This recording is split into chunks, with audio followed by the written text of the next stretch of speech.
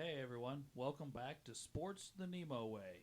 Today is episode number 5, where we have our first old timer today with Dolph Schayes. Doug will make his case for why he is a top 50 player of all time.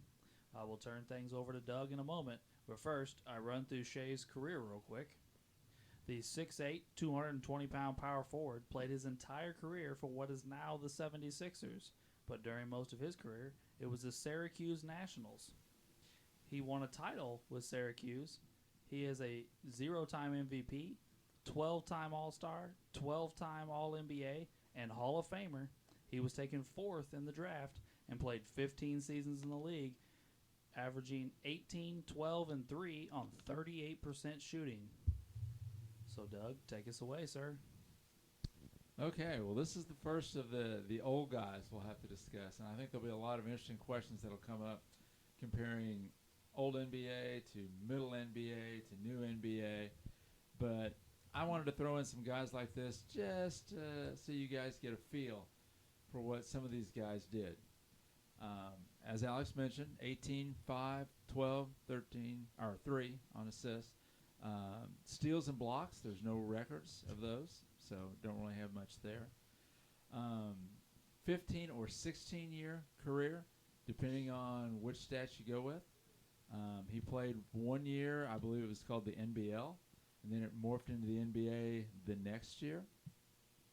That first year, the two leagues were competing, so sometimes you'll see his total points will be slightly different based on which one you're looking at. If you throw in the NBL, he played a total of 1,059 games, just NBA, played 996. Averaged about 34.5 minutes a game. As Alex said, field goal percentage was 38%. Free throw percentage was about 85%. One quick note about his free throws. He realized when he was younger he wasn't a great free throw shooter. So he actually put a 14-inch rim inside the normal 18-inch rim. And that's how he practiced his free throws. And his free throw percentage then went up to like 85%. I actually read that as well. So I thought that was kind of neat. He continued to work on his game as his career went on. He did win one title, and I believe that was in the 55, I believe. 51. Well, No, 55, you're right. Yeah. He in 51, he won the rebound title. He was the rebound champ in 51. He won an NBA title in 55. I don't know if they had MVPs for those series back then, but in that series, he was the leading scorer, averaging 19 points a game, including games of 24 and 28. He was also the leading rebounder in the series at 12 a game. He was a pretty consistent shooter. One thing I kind of liked about Dolph was he wasn't just an inside guy. They talk about how he had range out to 25 feet plus. That if there had been a three-point line, his scoring average probably would have been considerably higher. One of the things that he was known for was he could sit out there and shoot. If they moved out on him, he could also drive and shoot running layups with either hand. Sometimes called the Larry Bird of Syracuse by later people. He was on the NBA 25th anniversary team, also on the NBA 50th anniversary team. Of the 16 years he was played, he took his team to the playoffs 15 times. He retired in 1964 with, as I mentioned earlier, 1,059 games, which at that time was the most games played by a player. When he retired, depending on who you're looking at, he had 19,249 points. His best season was 24.9. And upon his retirement, he was the leading scorer in NBA history. He had more points than anybody else. He is still currently, let me find it in my notes here, 73rd on the all-time scoring list.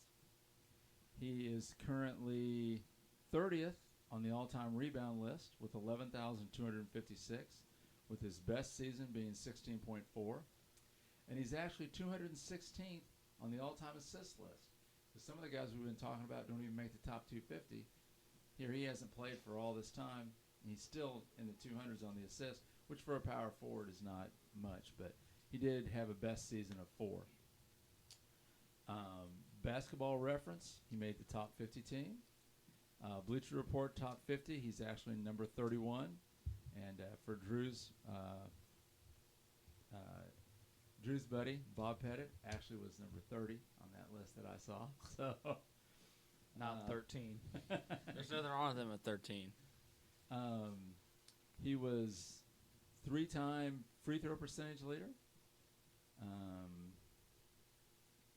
And the first player to score 15,000 points. I will admit that his main drawback is probably when he played. The game was somewhat different back then. Somewhat. But one of my points that for the old guys, at least to some extent, we need to at some point compare them to their peers.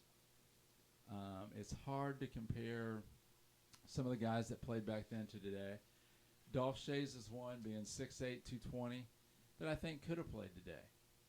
Some of the guys back then would have been in drastically different positions. They would have had to learn some new skills. One of my favorite players, or because of my father, loved Jerry West. Of course, Jerry West played forward for the Lakers for years at like 6'2". Dolph was at least at 6'8". Still, you have power forwards that play that. When I got to digging, and again, I mentioned my father. He's how I heard about Dolph Schayes. That and the fact that I remember Danny Schayes, Dolph's son, playing in college and then in the NBA for a while. And so when I got to digging into the numbers, I was kind of impressed with some of the things he did. So I put him on my list. I might have him a little high on my list of power forwards, depending on how we look at old guys versus new guys. But I think I have him at number 8 on my power forward list. And I thought Dolph deserved to be in the top 50 with some of his accomplishments. So, all right, guys, let's hear it. I'm waiting for Alex, and I want to hear this. So, He's a hater for old guys. by the way, power to the Jews, Dolph Schayes. All right. I don't have a problem with Dolph Schayes' size and why he couldn't play in any other era. But I don't think he could play in any era but the era he played in. Here's why. He was a two-handed set shooter that shot 38% from the field. He's a 6'8" power forward that played below the rim and didn't have a post game. He also played in an era without any real big men. He played in a league that was so fast that the stats are hugely inflated. In Shay's best season, 57-58, the average possessions per game was 117. Last season in the NBA, it was 101.3. 16 extra possessions a game. And today they're playing faster than a lot of times in history. In 98-99, it was 88. Excuse me. I realize people may disagree with me, but due to these things, and the incomplete stat lines that, I'm sorry, just bother me that there's no blocks, steals, no turnovers, no three-point line. Those things bother me. It's not just Dolph Schayes. I feel like to play in this time and to have these issues, you need to fall into one or two categories. You need to completely dominate statistically, a la Oscar Robinson, or win everything, a la Bill Russell. And Dolph falls into neither category, and therefore I can't put him on my list. He was the all-time leading scorer when he retired. That's fair, but that's like, what, almost a third of what Kareem has now? Sure, yeah, it's a lot less. But you also, I mean, you mentioned, the scoring and the number of possessions. You still have to do it. I mean, you still have to score those points. And you may get more shots, but he was still the leading scorer. So he would have still stood out among his peers. He was the leading scorer, yes, I agree. And his 38% from the field is not ridiculously uncommon for his time period. I do believe Bob Cousy's career field goal percentage is also 38%. I believe Bill Russell is there somewhere as well. Guys from that era is what I'm saying. But 38%, holy cow. Like, if a guy shot that bad today, we'd make fun of him. Like, we make fun of Russell Westbrook for shooting 42% from the field and jacking up shots. Yes, he still has to do it. But in order to score 24 points a game with no three-pointers and shoot 38% from the field, that's a lot of chucking. Hence the more possessions. Yes, exactly. That's why they had more possessions. But he wasn't just an outside shooter. He could also drive. They talk about how he could score with either hand. They call them running layups. But you're right. I don't think he had a great post game. Maybe he should have drove more often and upped that field goal percentage. No, I don't have a ton on Dolph Schayes. I don't dislike him. I knew who he was, and I actually knew quite a bit more about him than somebody we're getting ready to speak up in a few episodes that Drew brought up. But I just really struggle with some of the things I just mentioned. So I don't know if there's any amount of convincing that's going to happen for me. I'm sorry. He actually, after Uncle Doug's opening statement, accomplished more than I actually had any clue he had accomplished. I knew who he was. I'd heard of him. I think I actually have his basketball card somewhere. I think Grandpa actually got it for me, to be honest. So actually, it goes back to Grandpa. I have a hard time with old players. One, I didn't watch a lot of them, and trying to figure out how they are in different eras is really hard. And I just don't think goofy white guys do well in other eras. To be completely honest, and where he's at on your list, he's your seventh power forward, correct? Eighth. I think he's my eighth. Oh, okay. So to me, he's going up against Bob Pettit, Anthony Davis, and Dennis Rodman, pretty much. Unless I'm skipping somebody. I do have him ahead of Anthony Davis because of Anthony Davis hasn't played that long. That's true. You can't argue that. I knocked Anthony Davis. We'll get into that later, probably. Yeah. Some of I do have several current players on my list too. I'm not just an old guy, even though I'm the oldest guy here by far. Correct me if I'm wrong here. You can tell me, but he was the best player on his championship team, correct?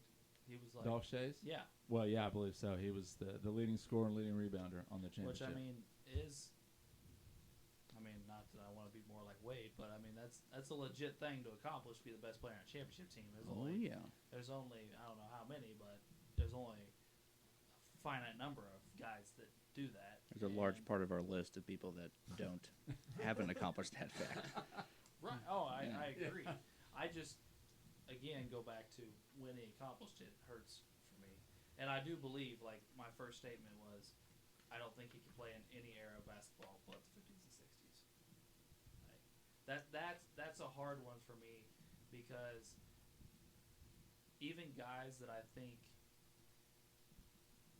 could play in other eras, some of them would be drastically different players in other areas. I would agree. I just don't think Dolph plays at all, and that's why I couldn't consider him, even though his stat lines are impressive. I think the hardest part with older players is trying to figure out, because everything's so different now, like the way people grow up and the way, with technology and how you don't know how they transition or how they, like, kids are playing hundreds of basketball games a year in AAU now. Back then, you never did that. You just went out to the park and shot around. You don't know how they're going to develop, which is kind of the hard part. In the off season. Yeah. Right. I think Bob Cousy, what was it? He didn't make enough money being one of the. At the time, he was probably the greatest point guard ever at that time. He won an MVP. Yeah, and a bunch of championships, and he had some goofy job as like he was a driver instructor to make extra money. I listened to Jackie McMullen talk about that one time. It's one of the stories I was reading about Schayes was when he was coming out of college, and they had the two leagues, the NBA and the NBL, I believe it was. One of them offered him a job along with basketball for the off season, but he turned him down for more money from the other one because they wouldn't tell him what the job was. They just said, "We'll find you a job, something to do." I think that was the Knicks. I think you're right. Yeah. I think I read that this morning when I was looking some of the stuff up on Dolph. Yeah, pretty much back to my point is just that's the one thing I think people that really like some of the older players is you don't know how they would develop nowadays. You get so much more opportunities to play, to practice. People know so much more about the game. Like back then, like some of the greatest guards couldn't even dribble with both hands. I mean, that obviously wouldn't happen now. Like Bob Cousy and Oscar Robinson mainly dribbled with one hand. I mean, they're some of the greatest players ever, and they played the same time as Dolph Schayes. But obviously, if you grow up today, you're going to learn to dribble with both hands, and you just don't know how things would end up. I don't know, but I do have a hard time seeing him playing in certain eras. But you don't know, to be completely honest. But to me, he's going up against Bob Pettit. They played around the same time. I think Bob Pettit was quite a bit better. I'm sure Drew's happy. Anthony Davis put up crazy stats. Dennis Rodman, I think, can play in multiple eras, obviously. That's pretty much my comments on Dolph Schayes. Well, as our resident youngster, what do you think, Drew? Well, Dad, didn't you say something about him being able to shoot pretty far away? Yeah. They talked about him being able to shoot 25 feet plus. Of course, you got to remember that, like Alex said, he was more of a set shot shooter. The jump shot was just coming in during his time period. Yeah. Well, about that one, they're talking about him not being playing many eras. You don't think he could come off the bench, Alex, as a role player, make a couple threes? Shooting a two-handed set shot? I mean, some people do make careers out of that. I mean, Yeah. I don't see why he couldn't do that in a couple eras. I'm not trying to like defend him or anything, but I'm saying he can maybe do that. I'm not saying he's got to be an all-star in every era, but he can definitely do that, I think. That's where kind of not having a three-point percentage kind of hurts. You really don't know how good at We don't know. deep shooting he really was. Because if he didn't have much of a post game, then if he just drove and Yeah. shot layups, He'd did be he shoot farther out? Be a stretch four. I mean, stretch 3 or stretch 4 today, probably. I don't know. I mean, we watched guys shoot better from three than he did from the field. Yeah. So, I mean, Kind true. of like you said though, everyone shot like that back then. Like some of the greatest players ever. Some people have Bill Russell in their top 10, top 5, and he shot almost the same percentage. I mean, I don't know. It's just because they had more opportunities to shoot. And it's just a different game. This is one of the reasons I threw in a couple of these old guys, was I wanted us to have this discussion about the old NBA versus, 70s, 80s, 90s versus today. I didn't see Dolph Schayes play. I heard about him from my dad. Now, guys, we're talking about the 80s and 90s. Yeah, I saw all those guys play, and I still watch the NBA. So it's a good discussion. I mean, the game has changed. And how do we incorporate these guys from the NBA history into just that, the history of the NBA? Do we judge them versus the way the guys play today, the way the guys played in the 80s, or do we judge them according to their peers? I think we have to do some of each, personally. Like I said, I might have Dolph a little high on my power forward list, but he's one that I thought maybe could play. Some of the guys, you look at what they did, the size they were, or the skills they had, it's hard to translate. One thing that does translate though to every era is shooting. And apparently he was a good set shooter. Shooting translates to every era. So that's a decent point. Can you shoot a two-handed set shot in any other era of basketball without it getting Well, blocked? that goes back to how they were developed back in the day. Things were just different. Things weren't as, what's the word I'm looking for? If he grows up in the 90s or early 2000s, he doesn't shoot with two hands. He shoots with one, and No, his shot okay. probably gets a little bit better. Okay. Again, I'm going to go back to using your all's own logic against you. You told me a couple episodes ago that what-ifs don't count. So, Who we referring to? well, in the James Worthy argument, where you all ganged up against me, even though it wasn't my guy, you guys told me what-ifs don't count. And you guys completely threw out two of my arguments. So We now didn't you're complete- saying, we now didn't you're completely saying, throw 'em what off. if he Tom grew up- Chambers was just a terrible comparison. No, it was not a terrible comparison. I was saying that any athlete could do what an athlete did. But anyway, my point being, you're saying, what if Dolph Schayes was a completely different player than he was? He would have been really good. That's literally what your argument just was. No, it wasn't. My And he dad grew said up he in a- could shoot.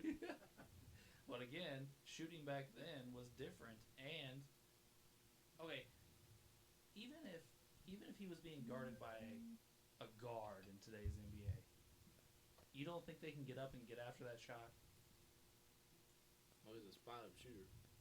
So maybe sometimes he's not always getting guarded. But I'm not saying he's going to shoot it when he's sitting right in their face. Okay, we watch guys close out all the time. Mhm. Yes, think of Ray Allen, Steph Curry, these guys getting shots off. There's not a lot of time there. We watched Zion Williamson come from the paint and block a 3-pointer 2 years ago, and it was all over the highlights. Guys close out and they jump and they have reach. They're freaky athletic, and these are all things that Dolph never played against. Dolph, for the most part, never even played against black guys. Yeah. That's true. I mean, so again, you're looking at a watered down athletic pool. I'm not sitting here saying Dolph Schayes doesn't deserve to be. I know I've said this about a few guys. Like, he doesn't deserve to be a Hall of Famer. He was clearly a great player in his day. I think it's very rare for players from that day to translate to other eras. Sorry. No, go ahead. Honestly, there's some guys that have done some pretty special things in that era that I look at and go, yeah, you might be able to play today or in another era, but you wouldn't be the same guy or play the same position. I don't know. It's just I mean, I've agreed with a lot of what you said. All I was trying to say is the game then and now, you just develop and learn a bunch of new things now. That's all I was trying to say. He would develop differently. He'd have a different shot. He'd have other skills. There wouldn't be 130 possessions where they're just grabbing the ball and chucking stuff up nonstop.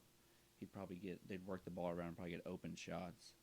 I mean, and kind of what Uncle Doug said, as far you have to compare him at a certain point to his peers. And at that time, a lot of the players in that era shot crappy percentages because they were clearly running down the court and chucking stuff up at a crazy rate. That's all. I'm not saying he would show up and be a completely different player. I'm just saying there's just things you got to think about. That's all I was trying to say. I think that's really what I was trying to stimulate the conversation was just we need to have that discussion.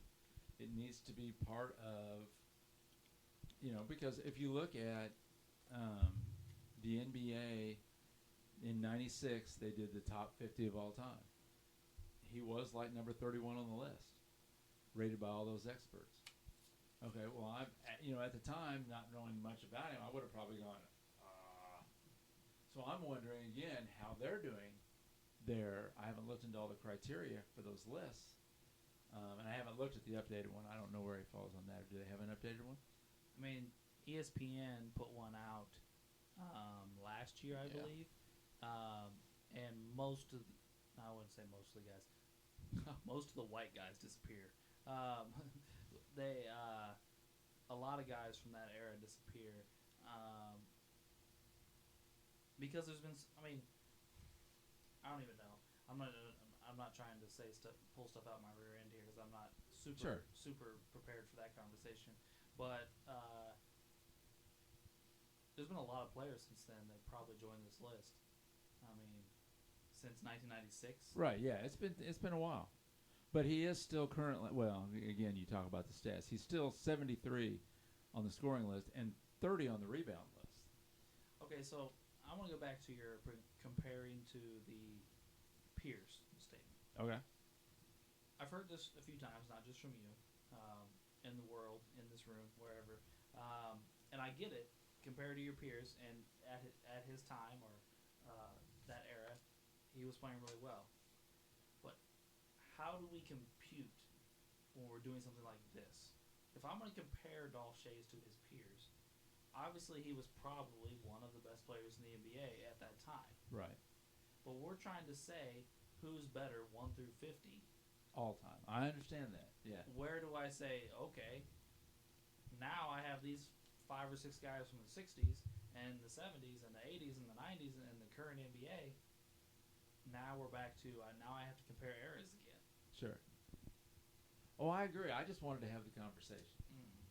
I mean, I'm not saying that everybody from back then could play, and just because you're the best back then doesn't mean you're the best today. Just saying, and I didn't put him that high on my list. I forget where he fell, but it's probably in the 40s, He's like mid 40s, I think. something like that.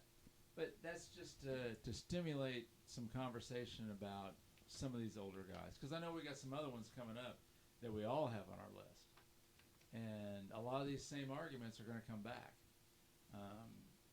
You know, how do you judge guys that did really well, you know, a few years later, and everybody loves, but would struggle playing today? Yeah.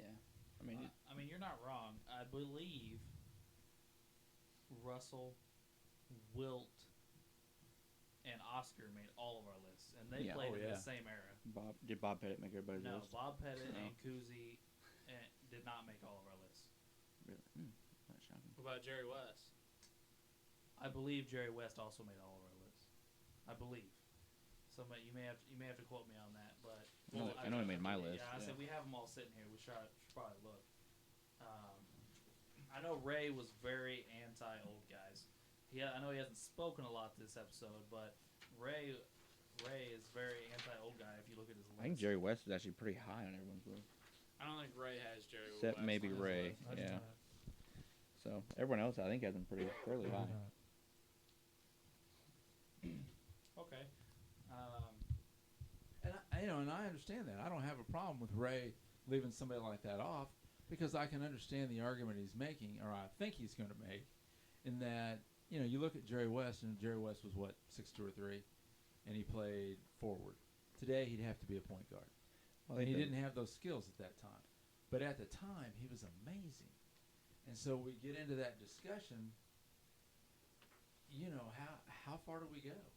Well, I actually ran across a site today while looking up some Dolph Schayes information that is going through and taking big-time players from this era, the 50s and 60s era, and adjusting all their stats for pace of play.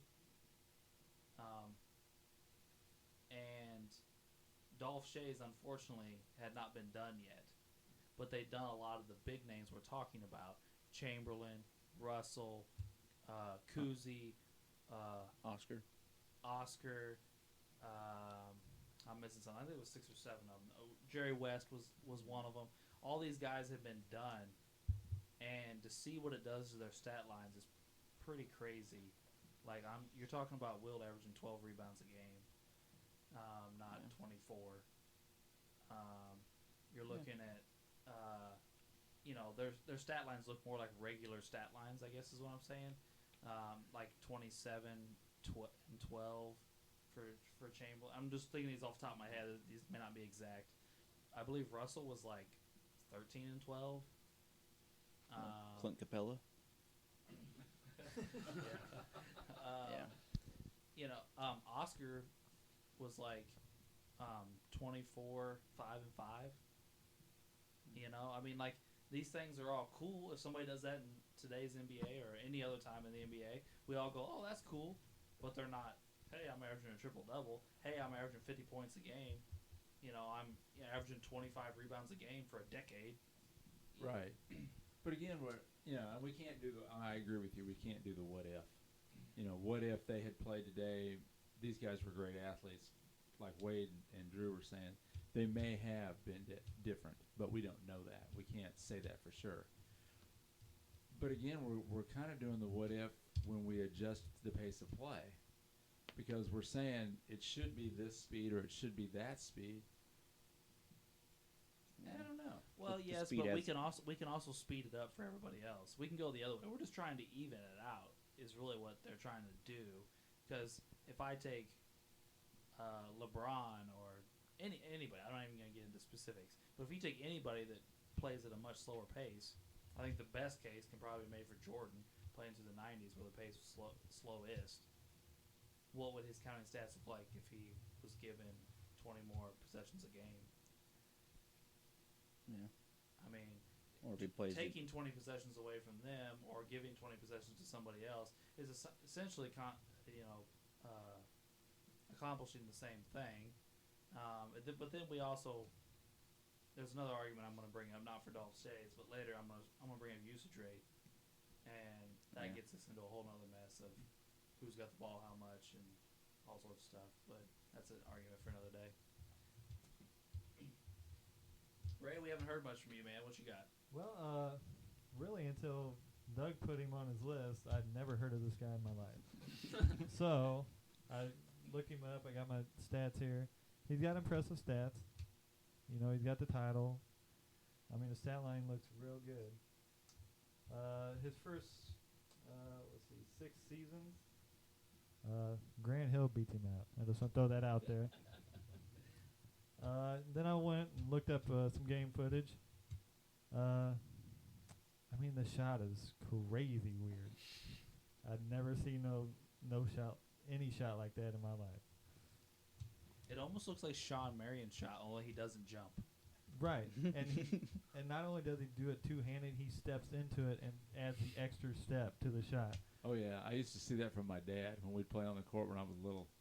Dad would use that set shot. It is crazy. It is the weirdest thing I've ever seen, and I really thought I was watching an instructional video on how not to shoot a basketball. But I mean, like you guys have been saying this whole time, how can you compare one genre of basketball that translate into a different genre of basketball? It's totally two different things. I don't know if you can really do it, but you're going to have to do it at some point.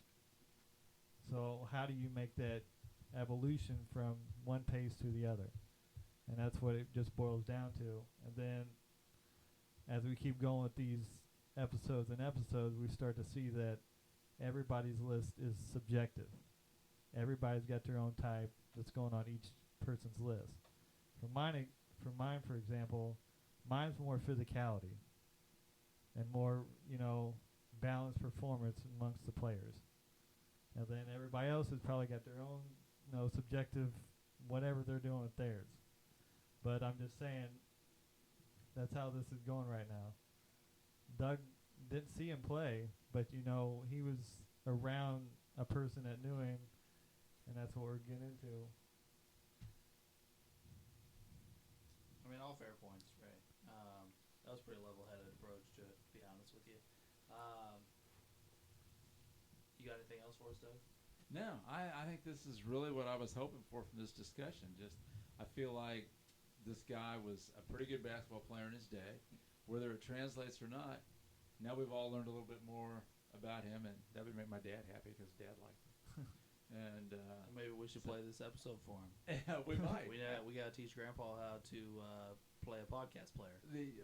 We'll have to go play it. That would take all day. Yeah.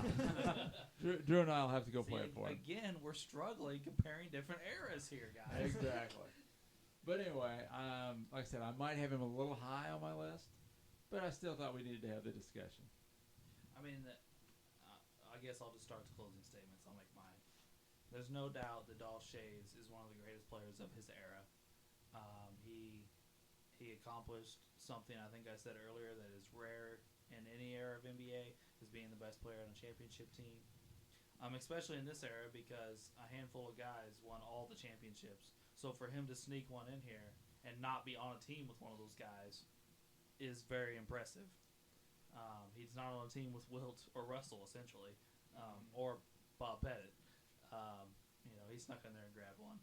So, but that being said, I still stand like a rock on my original statement. I don't think he translates to other eras of the NBA. But I fully embrace that I am biased against that era of the NBA.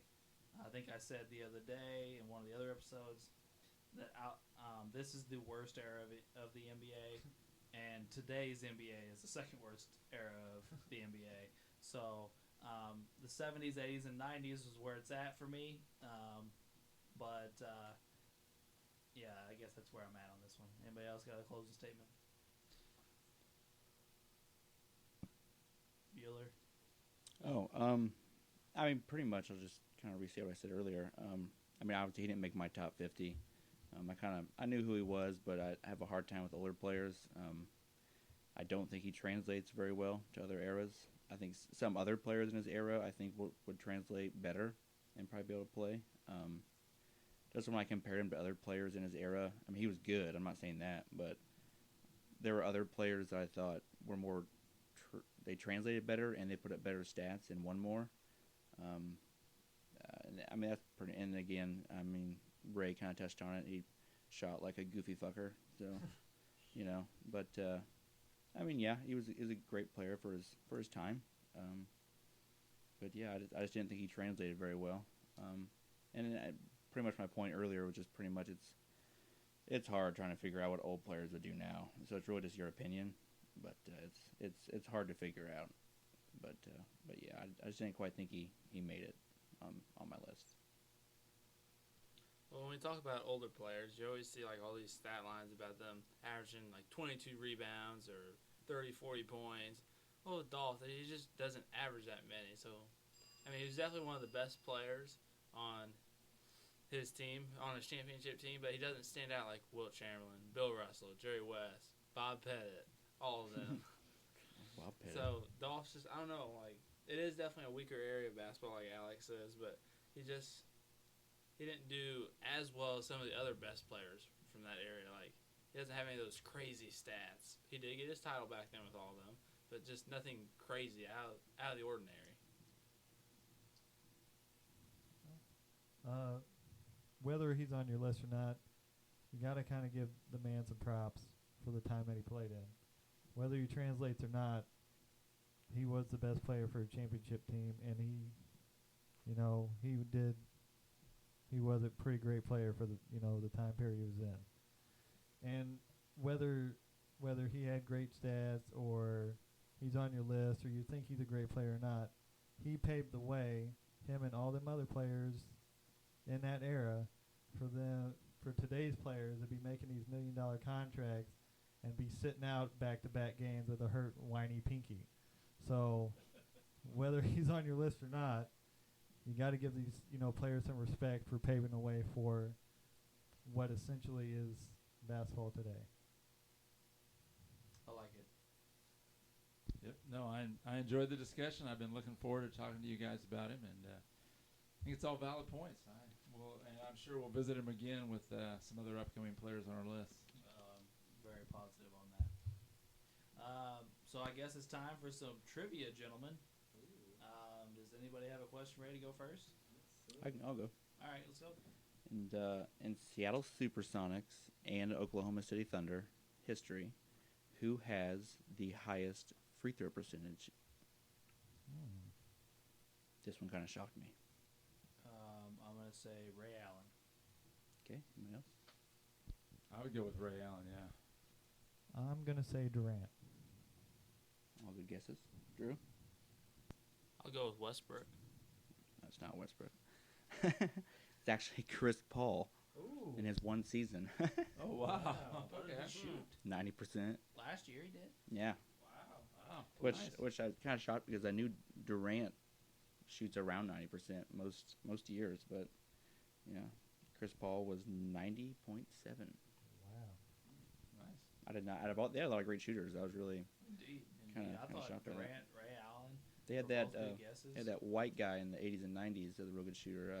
He was foreign. Detlef Shrimp? That might have been it. They Yeah. also had Dell Ellis, who was a shooter. Oh, yeah. Yeah. Yeah, so good question there, Willard. Anybody else got one yet? Yeah. I'm doing a free throw foul thing tonight. Who has the most fouls all time? I'm going to go with Karl Malone. I actually thought about him. I'll go with my boy Charles Oakley. Oh man, that's good. Both good guesses. I'm gonna go Charles Barkley. Drew. I'm going to go with Dennis Rodman. That's a good one. Actually, it was Kareem Abdul-Jabbar. No, well, I mean, he I did. almost guessed him just because I Wow. went with Malone with longevity, but that's the same reason I almost went with Jabbar. Oh, So, doesn't Jabbar? Does he have the record for years or games played? Does he have one of them? I think Parrish has the other. Yeah, they're 1 and 2 on those. I don't remember. He has one of them. I don't remember which one it is. Yeah, good question. I got one. Who won the first ever NBA basketball game?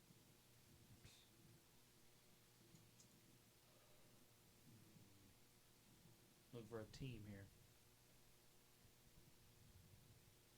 I'll say Syracuse Nationals. The Dolph played for. All right.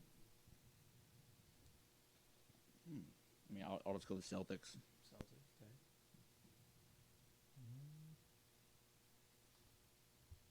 I'm gonna go with the Chicago Bulls.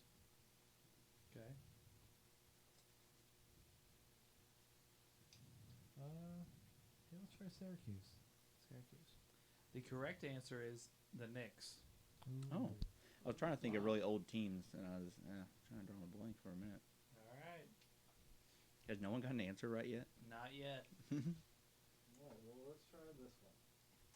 What team has the worst record in one season? The Charlotte Bobcats. Is it by games or by percentage? It just says who has the worst record, which I'm guessing by games, I'm going the Bobcats. in one season. I'm going to go with the Bobcats too, but there could be 2 answers here. Yeah, I'll go Bobcats. I'll go Bobcats. The correct answer is the Charlotte Bobcats. Oh, God, I knew that one. That was like one of Kimball Walker's first years, and he was the best player, I think, by far, and they were terrible. All right, Drew. What you got, man? Let me give me a minute. I'm still trying to think of one. I ain't got a minute. I know. I'm trying. You're doing a terrible job. Bob Pettit would be ashamed. It would. I figured you'd come at us with a whole bunch of Bob Pettit trivia. That was just one question. All right. I got it. What team holds the record for most steals in a season? As a team? Yeah, as a team. Holy cow. Yeah. In one season. I'm going to go with the Phoenix Suns. I'm trying to think of teams that played, obviously, when they had a lot of possessions. I'm going to go with the Celtics. I'll go with Detroit Pistons.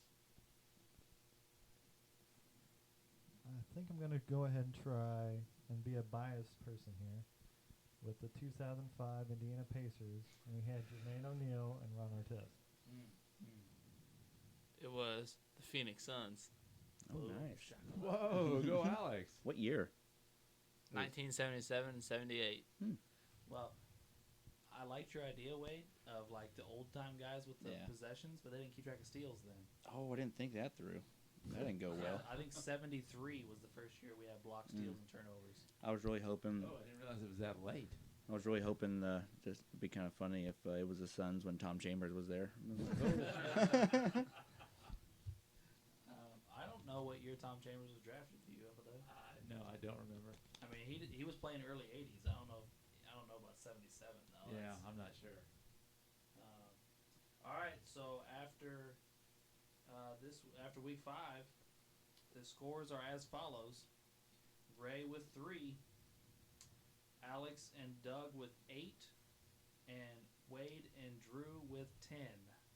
Wow. We Right. just can't catch those guys. I know, it's crazy. So thanks for tuning in to Sports the NEMO Way again. Please come back next Thursday and listen to our episode then. We appreciate your listen, and